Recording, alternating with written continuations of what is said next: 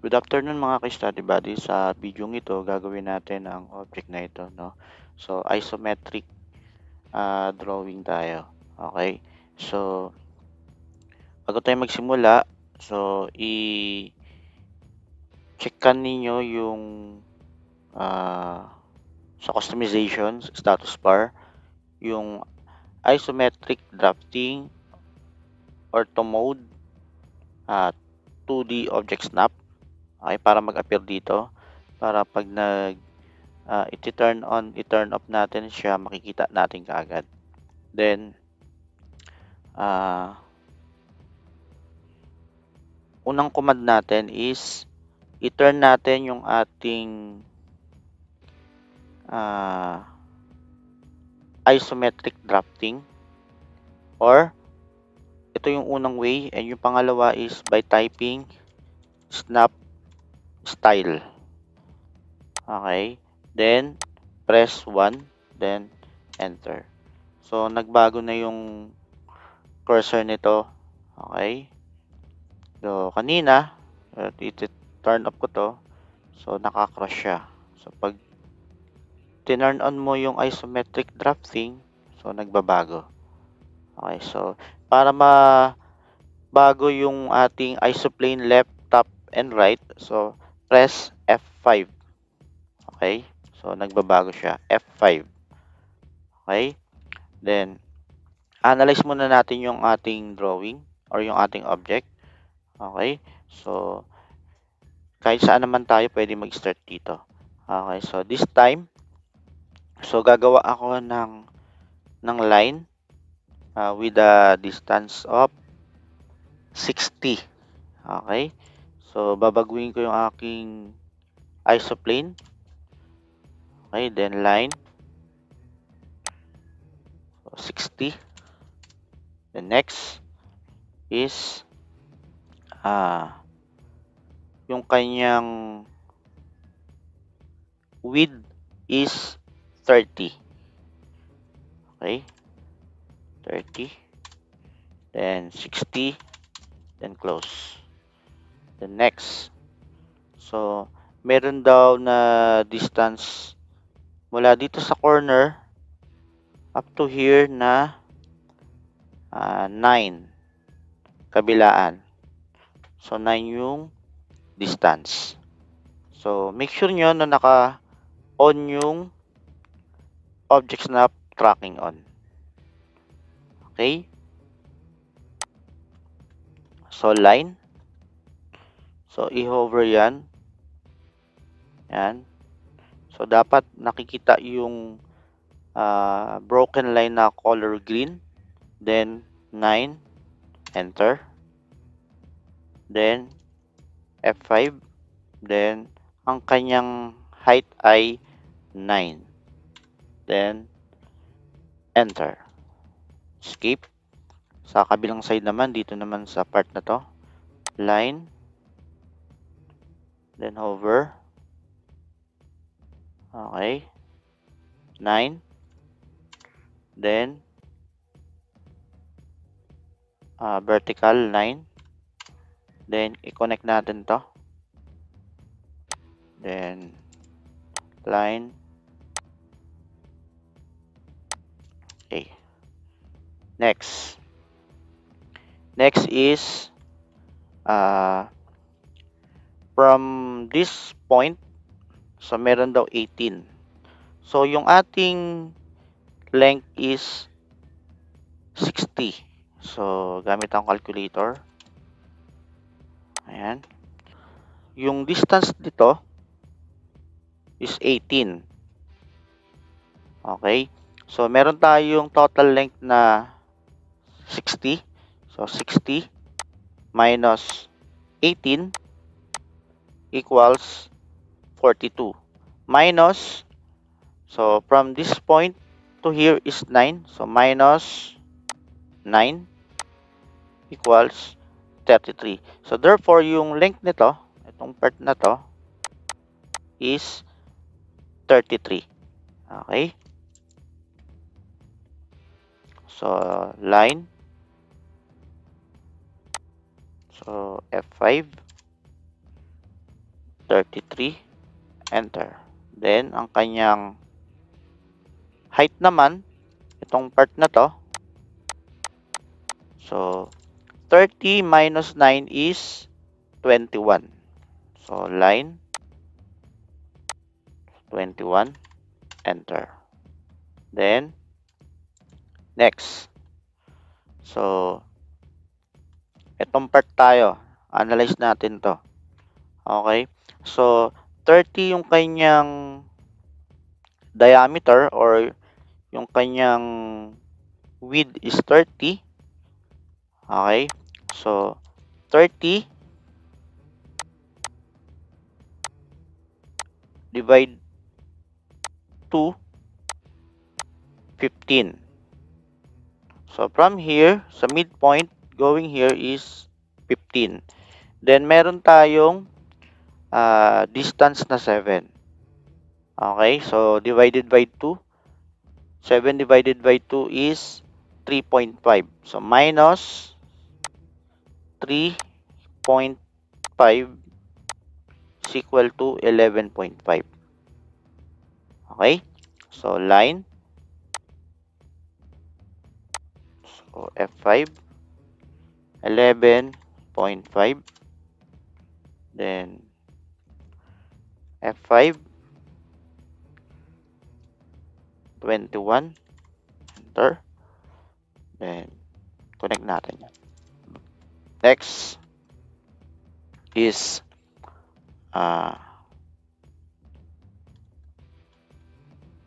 from here, gagawin natin tong part na to. Okay.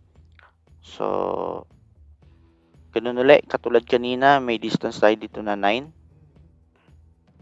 Okay. So, line.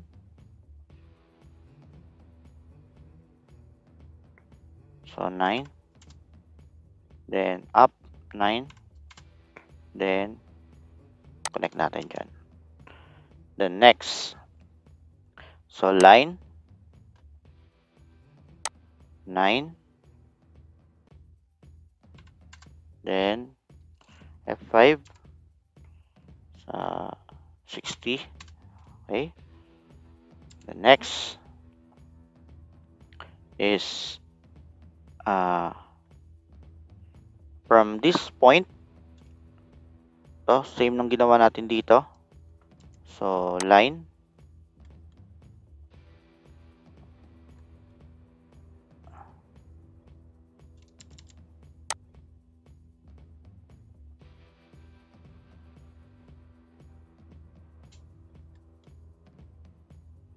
Okay.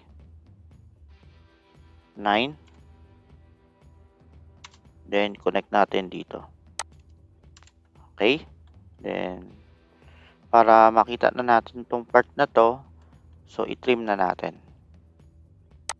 Trim. Ayan. Okay, next. So, next is, i-connect natin to mula dito sa part na to. Okay? So, line. Then, kahit extend muna natin, then, trim. Okay? Then, next. So, from this point daw, itong part na to,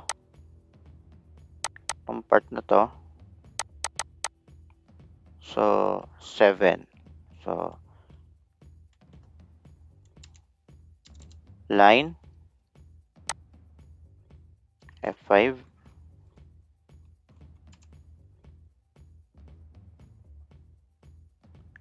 7. Then, 11.5.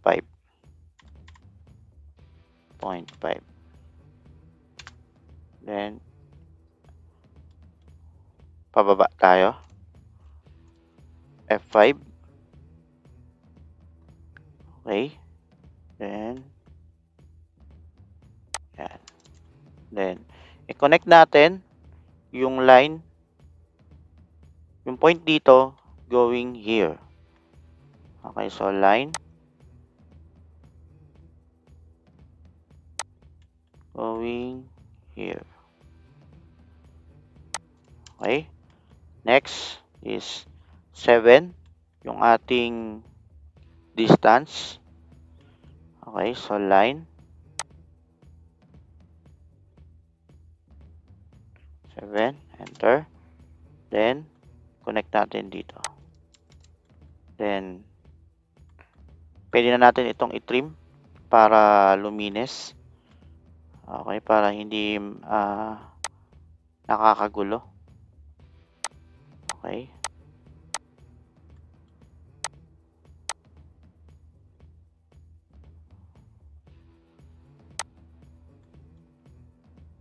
Ayan. Okay. Next.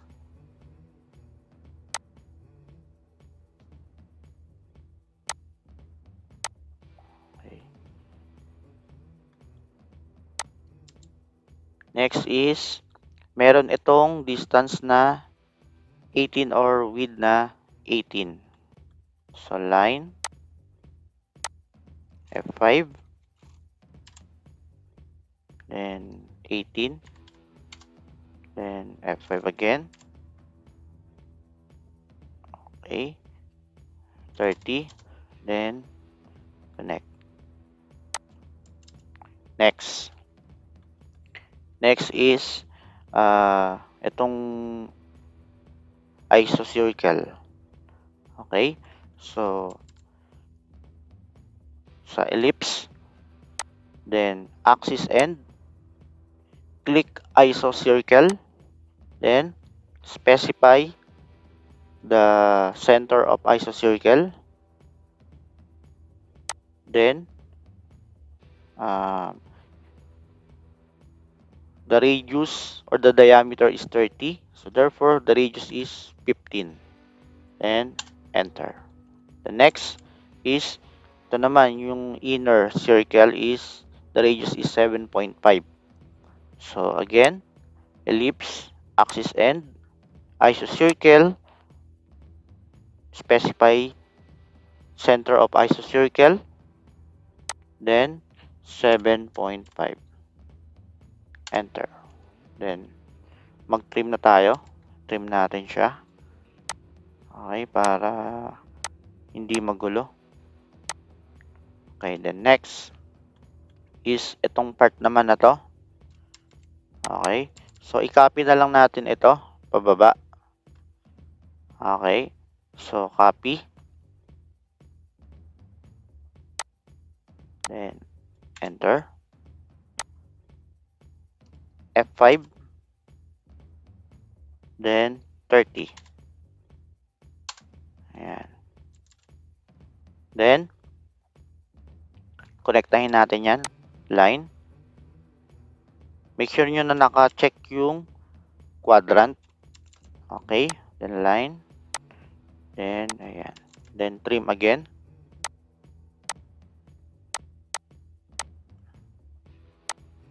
Okay.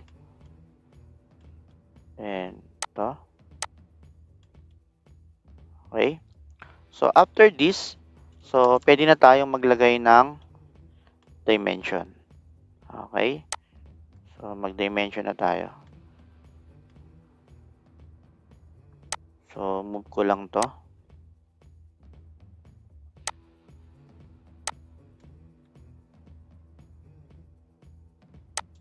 Okay.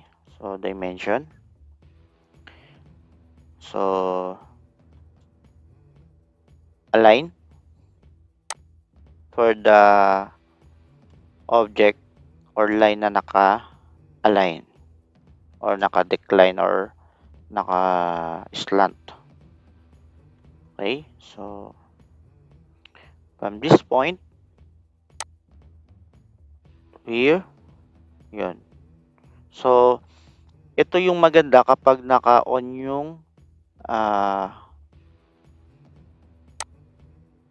object snap tracking. Okay. So, nade-detect niya. Ayan. Then, ito dito. Okay. So, ayusin na lang natin. So, para papunta dito sa side na to.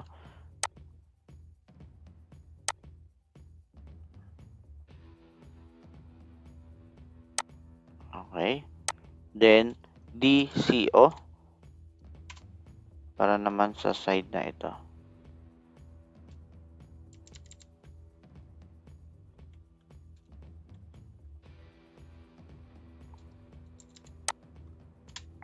So, align.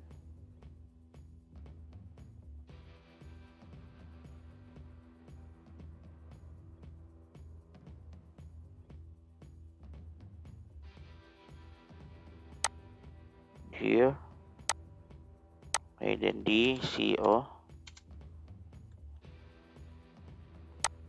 Okay, skip. Then next, itong part na to. Align.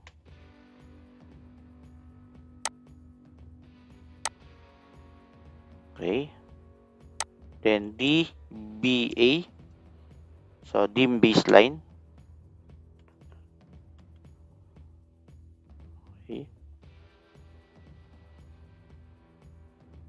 Okay. And next, for the height. Okay. So, linear.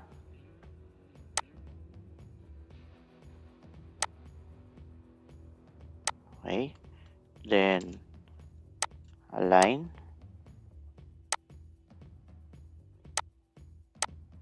And next, ito. Align.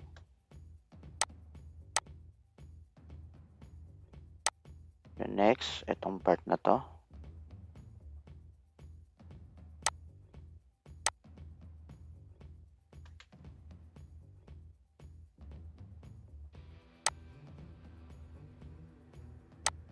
Okay.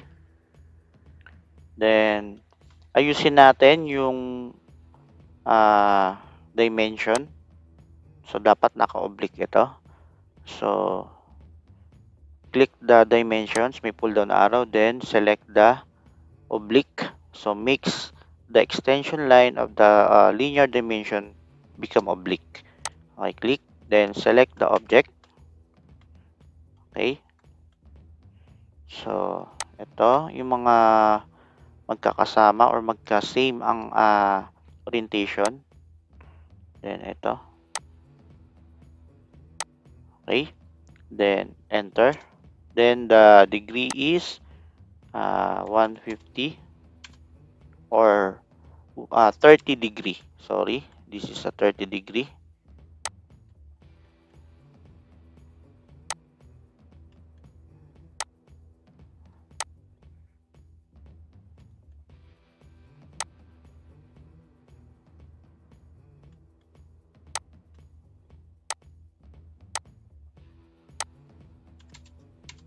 Okay. Ayan. Then, this is 150. Okay.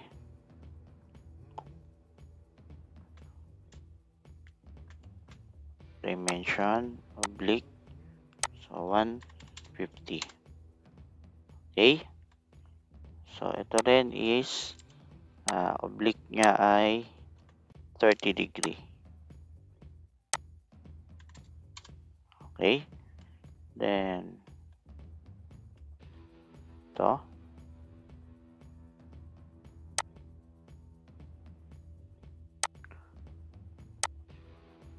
So, 150. Okay. Then, ito. So, kung papansinin ninyo, so, hindi siya eksakto. Or hindi siya align dito sa ating object. So, yung degree niyan, so, gawa muna tayo ng line. Okay. So, i-off yung isometric drafting. Okay. Then, line. Ito. Then, check the angle. Okay. So, check the angle kung ilan. Quick measurement. Okay. This is 131. Okay, dito natin siya kunin. Ayan, 131. Okay, so delete na natin to. Check lang natin yung angle, then balik natin sa click natin yung isometric. Then change na natin yung angle ng oblique. Okay. Annotate, dimension, oblique. Select the object, enter. Then the angle is 131. Okay. Then next, ayusin natin to para maganda tingnan. Okay.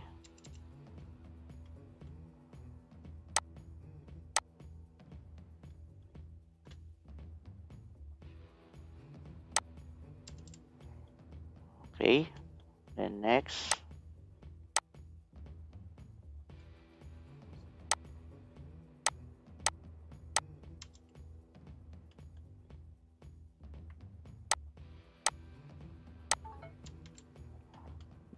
is lalagyan naman natin ng dimension yung ating iso circle. Okay.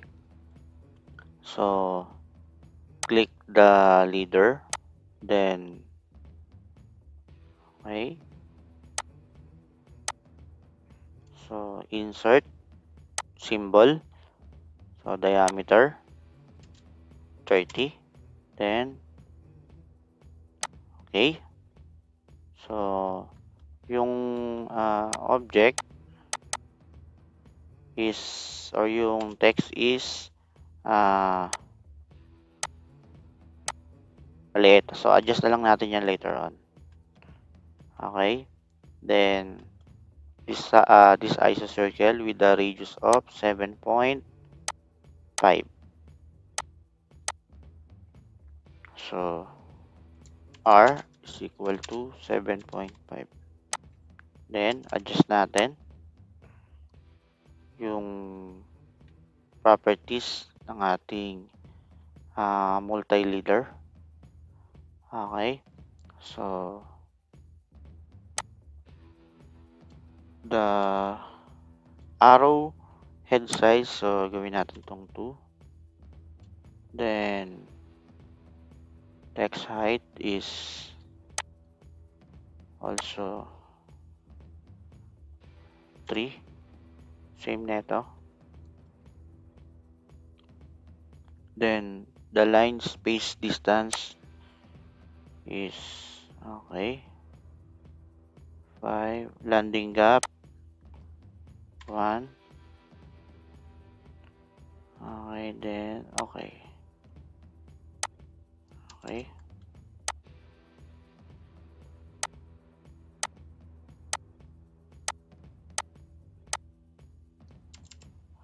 Then, so match properties na lang natin.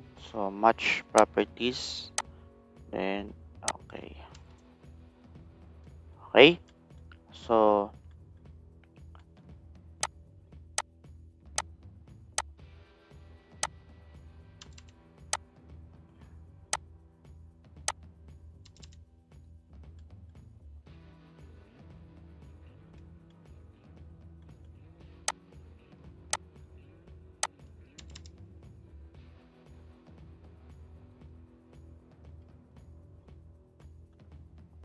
that's all for our tutorial sa ating isometric drawing. Thank you.